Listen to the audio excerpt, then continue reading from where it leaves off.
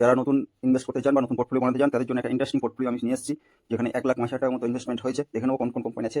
এর মধ্যে রয়েছে অ্যাস্ট্রল নাম্বার 1 কোম্পানি প্রাইভেট সেক্টরে 4টে শেয়ার নিয়েছি, হিন্দুস্তান অ্যান্ড লিমিটেড, এইচএএল 2টো শেয়ার নিয়েছি, Asian paint number 1 paint sector company 4টে শেয়ার নিয়েছি, Titan number 1 jewellery company, Tata group company 4টে শেয়ার নিয়েছি, এখানে নাম্বার 2 ব্যাংক আইসিআইসিআই ব্যাংকের 9টা শেয়ার নিয়েছি, টাটা মোটরস যেটা এখন যুগ হচ্ছে ইলেকট্রিক ভেহিকেলসের, টাটা মোটরস ইলেকট্রিক ভেহিকেলসের উপর খুব ভালো কাজ করছে, যার জন্য টাটা মোটরসকে সিলেক্ট করেছি, 10টা শেয়ার নিয়েছি। নাম্বার 1 এনবিএফসি কোম্পানি, বাজাজ ফাইন্যান্সের 1টা শেয়ার নিয়েছি। যে কোম্পানি না বললেই নয় সেটা হচ্ছে রিলায়েন্সের যেহেতু জিও লঞ্চ হওয়ার পর থেকে এবং রিলায়েন্স রিটেল খুব ভালো কাজ হচ্ছে, যার জন্য রিলায়েন্সের ফিউচার খুব ব্রাইট, 3টে শেয়ার নিয়েছি। কনজিউমার সেক্টর থেকে একটাই কোম্পানি নিয়েছি, সেটা টাটা কনজিউমার, খুব ভালো গ্রোথ দিচ্ছে। আর নেট কোম্পানি থেকে একটাই নিয়েছি, সেটা হচ্ছে LTIM। তো এই হলো আপনার 10টা শেয়ার, যার যদি লাস্ট 5 ইয়ার্স রিটার্ন দেখেন অলমোস্ট 20% ইন্ডিয়ান টপ 100 কোম্পানির মধ্যে থেকে সিলেক্ট করা হয়েছে, তাই রিস্ক খুবই কম এবং রিটার্ন ম্যাক্সিমাম পাবেন এখান থেকে। ইনভেস্ট করার আগে অবশ্যই আপনার ইনভেস্টমেন্ট অ্যাডভাইজারের সঙ্গে আলোচনা করে নেবেন।